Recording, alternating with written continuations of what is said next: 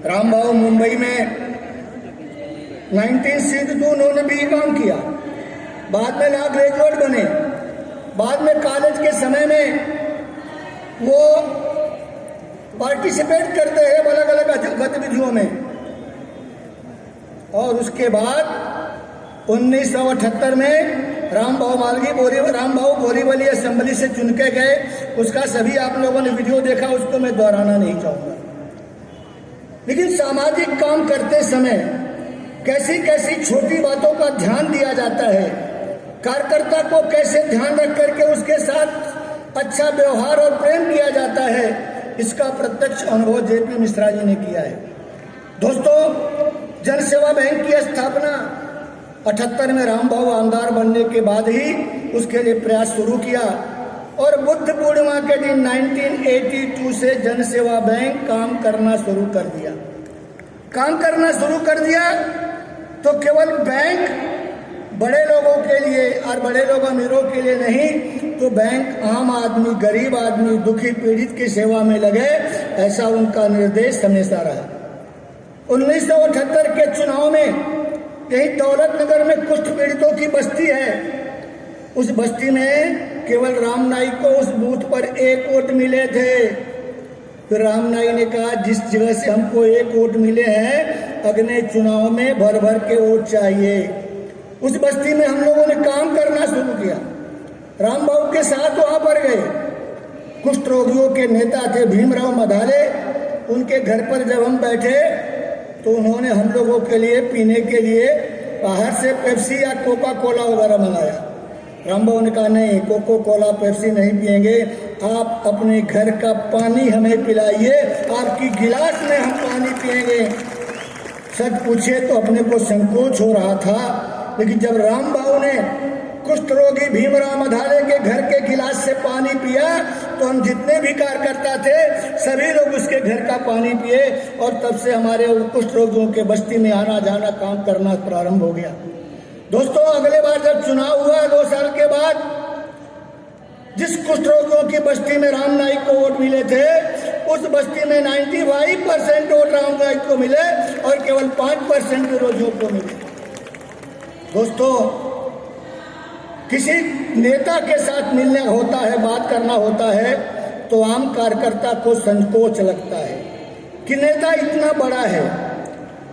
78 से ही राम भाऊ के साथ काम करता हूं, लेकिन राम भाऊ के साथ बात करते समय कभी अपने मन में कभी भी संकोच नहीं आया। जैसे बेटा अपने बाप के साथ हक के साथ बोलता है, लड़ता है, झगड़ता है, ऐसे हम राम भाऊ के साथ बोलते हैं, लड़ते हैं, झगड़ते हैं, और उसमें कभी कभी उनका गुस्सा भी मिलता है, लेकिन प्रेमपूर्ण गुस्सा इस बात का द्योतक है कि उनसे बात करने में कभी भी संकोच नहीं होता है, निसंकोच होकर के हम उनसे बात करते हैं। दोस्तों, राम भाऊ आमदार रहे, खासदार रहे, मंत्री रहे, गवर्नर रहे। अपने दोस्तों के बीच में हम जब कभी बात करते हैं तो बोलते मैं खुद तो आमदार, खासदार, मंत्री नहीं बन सका, लेकिन फिर भी मैं मंत्री भी रहा हूँ, राज्यपाल भी रहा हूँ। तो दोस्त पूछते हैं कैसे? अरे बोले, जब राम भाऊ मंत्री थे तो दिल्ली में जाते थे तो निसंकोच होकर के उनके साथ उनके बंगले में रहते थे। जब राज्यपाल थे तो लखनऊ में थे, तो हम अपने गांव जाते हुए पहले लखनऊ में राजभवन में रुकते थे, फिर अपने घर जाते थे, और राजभवन में जितने भी उनके कर्मचारी सहयोगी थे सब उसी तरह से अपने को जानते थे कि जैसे हम उनके परिवार के सदस्य हैं। राम भाऊ से संबंध केवल एक नेता का नहीं है, राम भाऊ के साथ संबंध एक पारिवारिक संबंध है।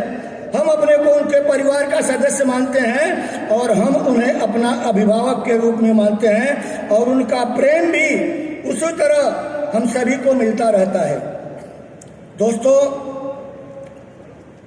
कुछ लोग ऐसे होते हैं, एक बार अडवाणी जी ने कहा था जब अटल जी प्रधानमंत्री बने, तो कुछ लोग ऐसे होते हैं कि जब किसी पद पर बैठते हैं तो उनका मान बढ़ जाता है, और कुछ लोग ऐसे होते हैं कि उनके बैठने से उस पद का मान बढ़ जाता है। अटल जी जब प्रधानमंत्री बने तो प्रधानमंत्री की कुर्सी का मान बढ़ गया। वैसे ही वो उदाहरण राम भाऊ पर भी लागू होता है। राम भाऊ जब मंत्री बने, अलग अलग पदों को संभाला, चाहे पेट्रोलियम मिनिस्टर रहे, चाहे रेलवे राज्य मंत्री रहे, चाहे कोई भी मंत्री रहे, जिस पद पर राम भाऊ बैठे उस पद की गरिमा को उन्होंने बढ़ाया और उस पद की गरिमा बढ़ी। दोस्तों, राम भाऊ राज्यपाल रहते हुए भी कई लोग यूपी में अखिलेश यादव भी बोलते हैं, राम भाऊ को अकेले जब मिले चुनाव हारने के बाद तो राम भाऊ को बोले, राम भाऊ आपकी वजह से हम चुनाव हार गए, आप जब से आए तब से यहाँ पर भाजपा का और शंका का जो काम आप करते रहे उसके बारे में आपने सब बताया। आपको लगता होगा राम भाऊ की उम्र क्या है, कोई बताएगा? आज जब आ रहा था तो मैं जोड़ घटाना किया। आज राम भाऊ 89 ईयर्स 10 महीने 23 दिन के हो गए और 16 अप्रैल जो आने वाला है 1 महीने 7 दिन के बाद 90 साल के हो जाएंगे। 90 साल के हो जाएंगे तो सोच रहा था कि 19 ईयर्स के हैं कि 19 के हैं, 90 के हैं कि 19 के हैं, क्योंकि अभी तो काम ये 90 जैसा ही करते हैं।